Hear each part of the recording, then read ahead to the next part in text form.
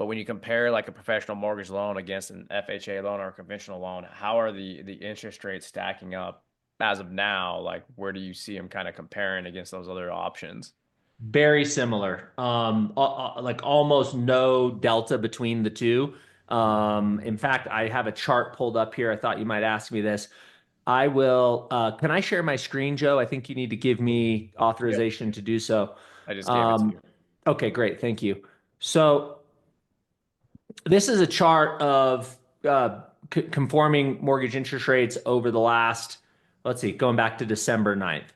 And I've just picked 30-year conforming, but the professional loans and the MD loans are very, very, very close. I mean, you're talking about like within an eighth of a percent difference up or down, depending on the day. So let's just call it lockstep. But the cool thing is that it definitely looks like we saw what I think is the peak of this interest rate cycle back on about January 14th. You can see mortgage rates were above 7%. Now, that's not the highest they got in the cycle. They were as high as almost 8%. They came down, they went back up to 7. But I think we now have confirmed a downward trajectory. We're down around the 6.5 mark as of the last few days.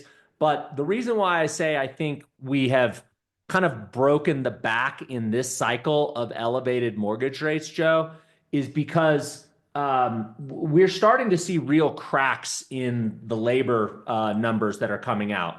The BLS employment numbers, the ADP employment numbers. You're starting to see the unemployment rate go up. You're starting to see the number of job openings go down. And it feels like we're on kind of a slowdown in the economy.